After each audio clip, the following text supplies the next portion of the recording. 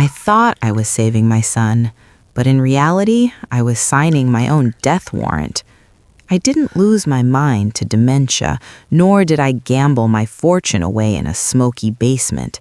I gave it away, smiling, with a pen in my hand and a heart full of pride. The relentless dripping of the faucet in the kitchenette has become a form of water torture.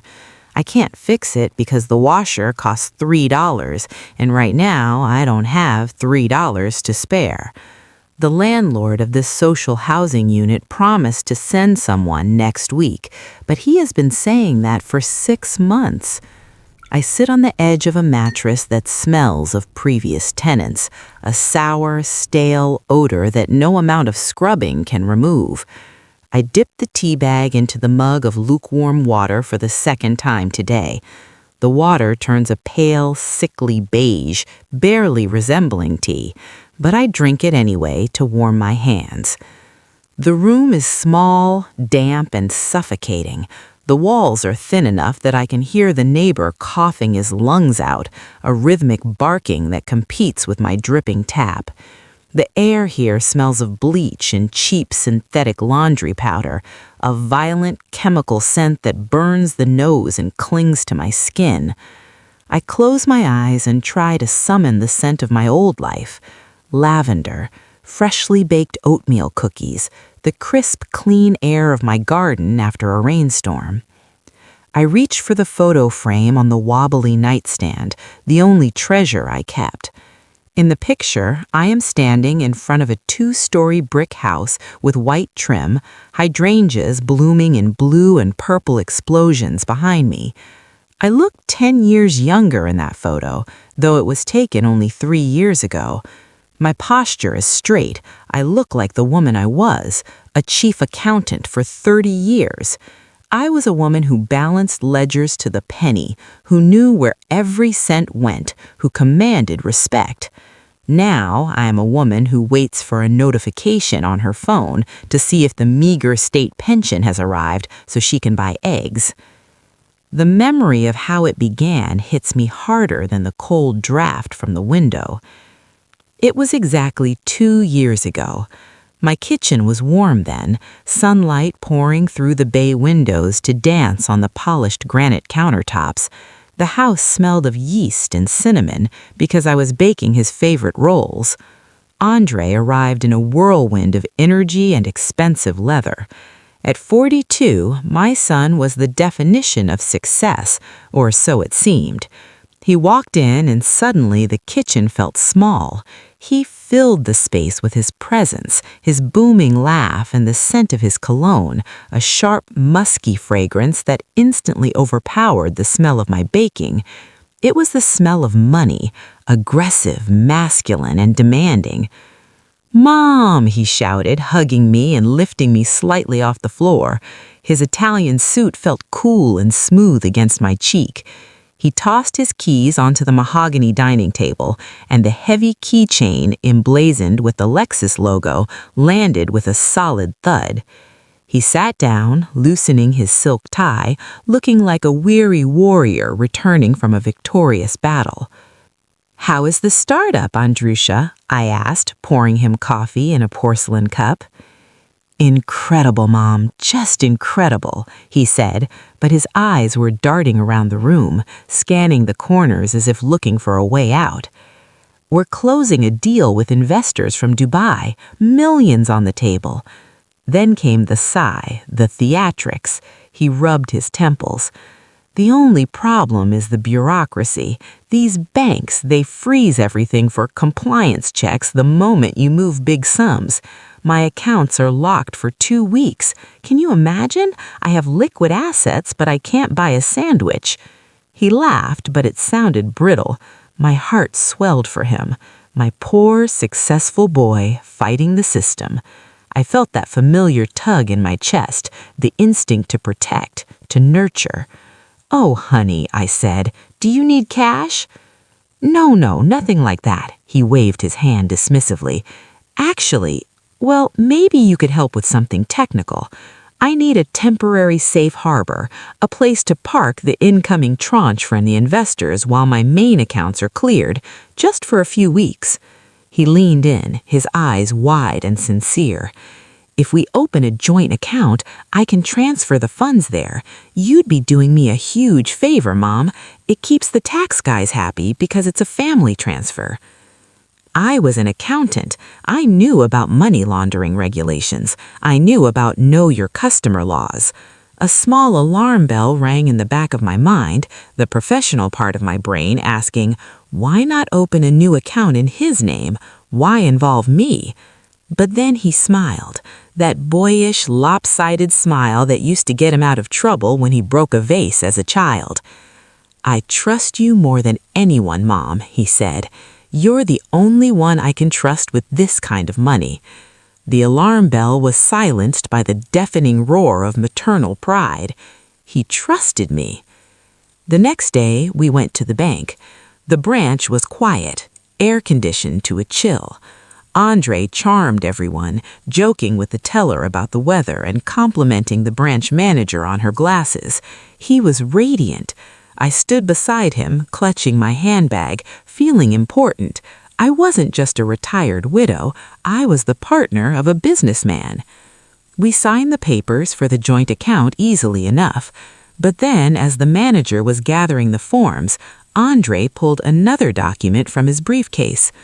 "Oh, and while we're here, we should sign the general power of attorney, just to be safe." I blinked. "Power of attorney? Why, Andre?" "Mom, you're 70, he said, his voice dropping to a whisper dripping with concern. "What if, God forbid, you get sick? What if you're in the hospital and need medicine or bills need to be paid and you can't get to the bank? I don't want to fight judges to get access to help you. It's just a safety net for you." He placed the document in front of me. It was thick, general power of attorney. My accountant's brain screamed, "This gives him total control. He can sell your house. He can empty your retirement. He can take loans in your name." I looked at him. He looked back with those big brown eyes filled with love and worry. "It's just paper, Mom," he said softly. "I'd never use it unless I had to save you." I glanced at the bank clerk. She was a young woman with glasses who wasn't smiling anymore. She paused, her hand hovering over the stamp.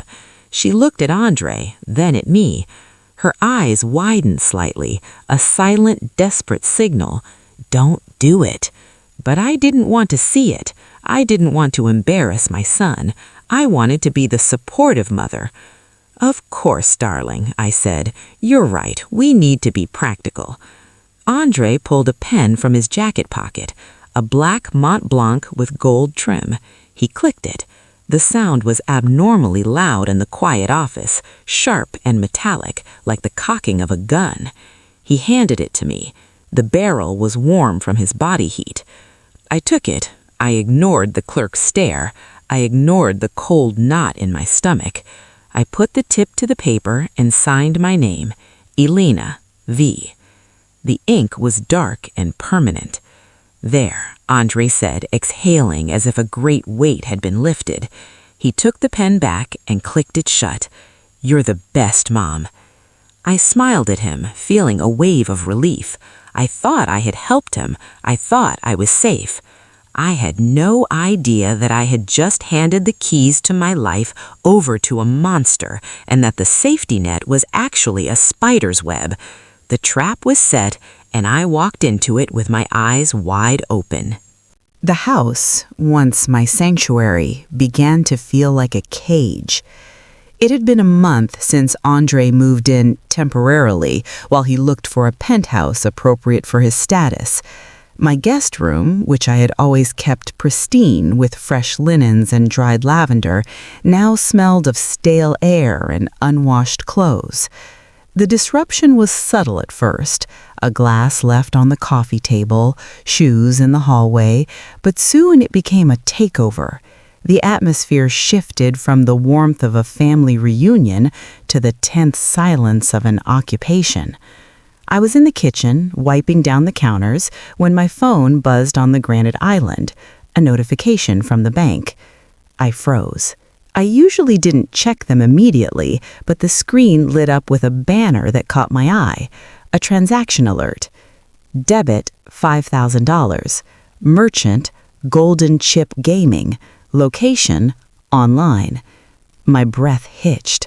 $5,000 in 1 second. My accountant's mind immediately began to rationalize. Identity theft, a cloning scam, a mistake. It couldn't be Andre. He was a businessman, a startup founder, not a gambler. He was in the living room, lounging on my sofa, his feet propped up on the antique oak table I had restored myself. He was typing furiously on his phone, laughing at something on the screen. Andre? My voice came out smaller than I intended. He didn't look up. Yeah, Mom? Is dinner ready? No, I just got a notification from the joint account. I walked into the living room, clutching the phone like a shield. There's a charge for $5,000 for a casino. Andre stopped typing. He didn't jump. He didn't look guilty. He slowly lowered the phone and turned his head to look at me. The smile was gone. In its place was a look of profound exhaustion, as if dealing with me was a burden he hadn't signed up for. It's not a casino, Mom. It's a platform. I was entertaining potential investors. We were doing a virtual poker night. That's how business is done these days. You don't sign contracts in boardrooms. You sign them over games and drinks. $5,000? I whispered. That's 3 months of my pension, Andre. He stood up then. The movement was sudden, aggressive. He towered over me, and for the first time in my life, I felt a flicker of fear toward my own son. Are you serious right now? He let out a harsh, incredulous laugh. I'm moving millions, and you're sweating over pennies? This is exactly why I didn't want to involve you. You have a poverty mindset, It's embarrassing. I just wanted to know. No, you wanted to check on me, he interrupted, his voice rising. You don't trust me. I give you access to my world, I try to help you, and you treat me like a delinquent teenager. Do you have any idea how humiliating it is to have my mother watching my spending like a hawk? The guilt washed over me, hot and suffocating. He was right. I was old-fashioned. I didn't understand his world of high-stakes startups. I was judging him by my small, limited standards. I'm sorry, I stammered, looking at my feet. I got scared. Just don't, he snapped, sitting back down and turning his back to me. Don't count my money, Mom. Just enjoy the ride. The house fell silent, but it wasn't a peaceful silence. It was the heavy, pressurized silence of a bomb waiting to go off. After that day, the wall between us grew thicker. I became afraid to speak, afraid to disturb the delicate balance of his mood. But worse than the silence was the isolation. A week later, I went to check the mail. The box was empty. It had been empty for 3 days. When I asked Andre, he shrugged. I grabbed it earlier, just junk mail. I went to my laptop to pay the utility bills. I typed in my password for the online banking portal, the same password I had used for 10 years. Access denied. I typed it again, carefully pecking at the keys. Access denied. Account locked. Panic, cold and sharp, pricked at my skin. I called out to Andre. He walked into the study chewing gum, the room filled with the scent of aggressive peppermint, but underneath it, faintly, was the sour, chemical smell of yesterday's alcohol. He had been drinking in his room again. Oh, right. I updated the security protocols. Your password was password 123 or something ridiculous like that, Mom. Hackers could have cracked it in seconds. I set up 2-factor authentication on my phone. It's much safer. But I can't see my balance. I need to pay the electric bill. I'll handle the bills, he said, turning away. Cybersecurity is no joke. You shouldn't be worrying your head about technical stuff. I've got it under control. Andre, I need to see my accounts.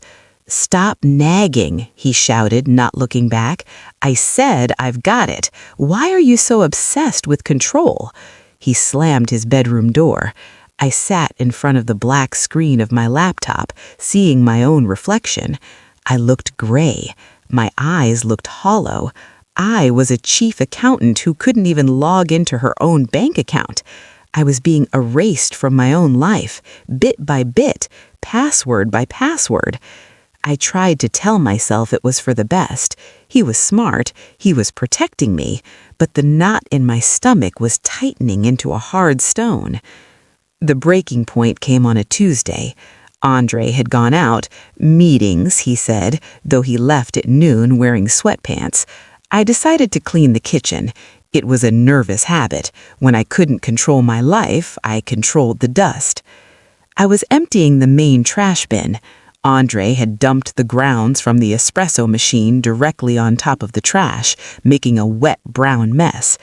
As I scraped the grounds into a compost bag, a piece of paper caught my eye. It was buried at the bottom, stained with coffee and grease, crumpled into a tight ball. I don't know why I reached for it.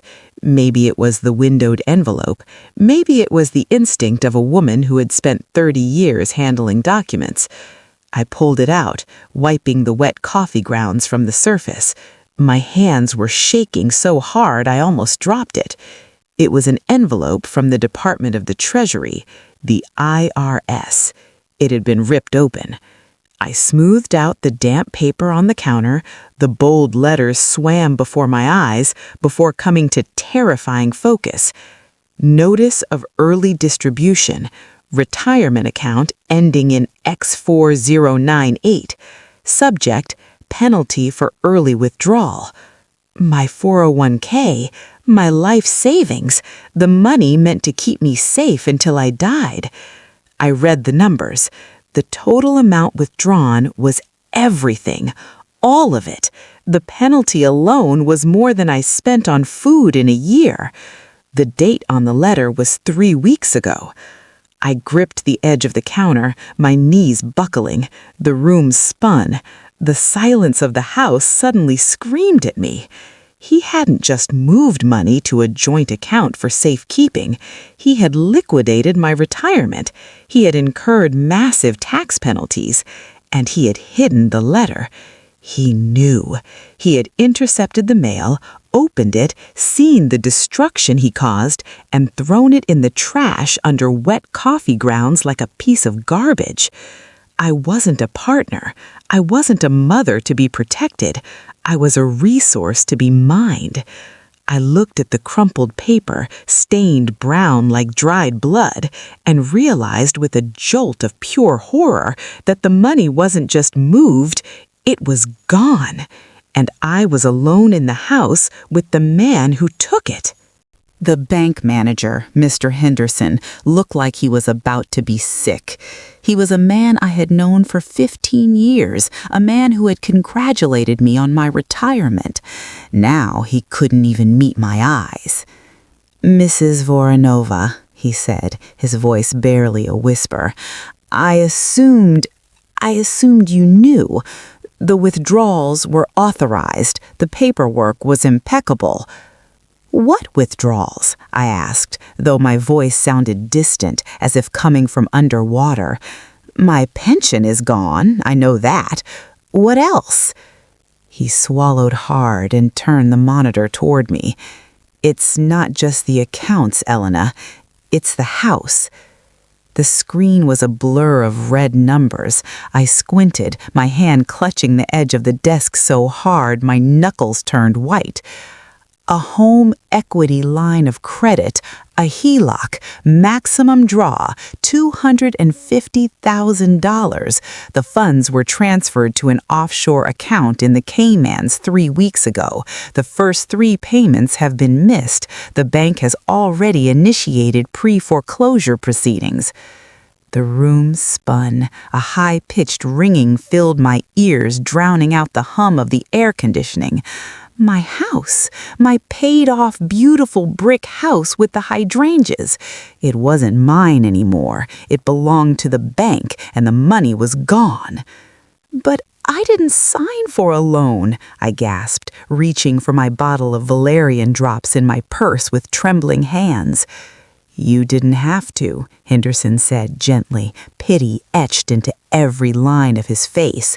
The general power of attorney, it gave him the right to encumber the property. Legally, he is you. I walked out of the bank a pauper, but as I drove home in a daze, a darker realization began to take root. If the house was being foreclosed on, Andre knew. He knew we were about to be kicked out. He had extracted every last cent of value from my life. There was nothing left to steal. So why was he still there? I parked down the street, terrified he would see the car. I crept into my own house like a burglar. The sound of running water drifted down from upstairs. He was in the shower. I had 10 minutes, maybe 15. My heart hammered against my ribs like a trapped bird. I moved up the stairs, skipping the third step, the one that creaked. I slipped into his room. It smelled of stale pizza and that musk of unwashed sheets. I went straight to the leather satchel he kept by the bed. I didn't find business plans. I didn't find investor contracts. I found receipts. Online betting slips printed out. Losses, massive, staggering losses. 50,000 here, 20,000 there. He wasn't a startup genius. He was a degenerate gambler chasing a high he could never catch. And then, at the bottom of the stack, I found a blue folder, pristine, official, global life insurance policy. I opened it. My hands shook so violently the paper rattled. Insured, Elena Voronova. Beneficiary, Andre Voronova. Date of issue, 30 days ago. Coverage amount, $1 million. I scanned the fine print, my accountant's eyes locking onto the clauses. There was a rider, a double indemnity clause. The payout doubled to $2 million if the death was the result of a domestic accident. The air left my lungs.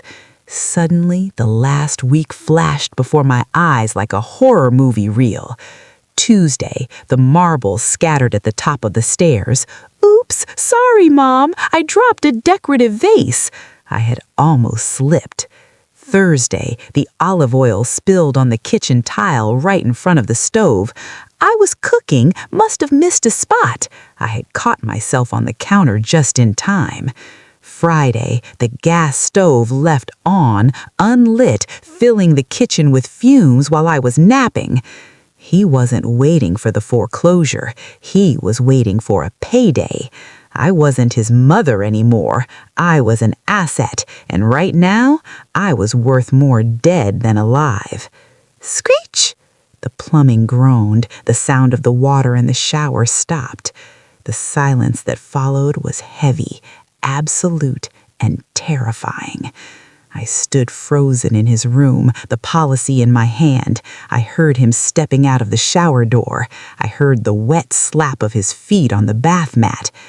Mom, he called out. His voice was muffled, coming from the bathroom. You home? I didn't breathe. I heard him stepping out into the hallway. Creak! The floorboard right outside his door. He was coming in. Panic, primal and electric, surged through me. I dropped the folder back into the bag. I didn't zip it. I didn't tear. I turned and bolted. Mom, he called out, his voice closer now, sharp, suspicious. I ran down the stairs, not caring about the noise. Andre, I shouted, dropping the pretense of Mom. Where are you going? I heard his heavy footsteps thundering behind me. I fumbled with the lock on the front door. My fingers felt like sausages, clumsy and useless. Click! I threw the door open and ran. I ran in my house slippers. I ran without my coat. I ran into the cool autumn air, gasping, crying, stumbling towards Miss Gable's house next door. I pounded on her door, screaming for help, looking back over my shoulder. Andre stood in the doorway of my house. He was wrapped in the towel. He wasn't chasing me. He just watched. His face was a mask of cold, annoyed disappointment, like a man who had just missed a bus, not a man who had tried to kill his mother. That was 6 months ago. The court case was short. My lawyer, a public defender, told me there was almost nothing we could do criminally. The power of attorney was valid. He had legal authority to take the money, to take the loans. Proving he intended to kill me with the marbles or the gas was impossible. It was his word versus mine, and he painted me as a sentient, paranoid old woman. "She's confused," he told the judge, looking handsome and sorrowful in a suit he bought with my retirement money. "I was just trying to manage her finances. She spent it all." The bank took the house. Andre disappeared the day after the foreclosure notice was finalized. Rumor is he's in Thailand now, or maybe Bali, and I am here. I sit on the edge of the mattress in this social housing room. The tea in my mug is cold. The faucet is still dripping. Plip, plip, plip. I look at the photo of my house with the hydrangeas. It feels like looking at a picture of a deceased friend. I lost everything not because I was stupid, but because I loved. I let my guard down for the one person in the world I thought would never hurt me. Financial violence loves silence. It loves family matters. It loves the shame that keeps victims quiet. I put the photo down. My hand trembles, but my gaze is steady now. I am alive. I am poor, I am broken, but I am alive. If you are reading this, listen to me. If you have a power of attorney granted to anyone, revoke it today. If you have a joint account, check it tonight. Stop being polite. Stop being afraid of offending your children or your spouse. Check your documents right now, because the devil doesn't always have horns and a tail. Sometimes he has your eyes, your smile, and the face of your beloved child.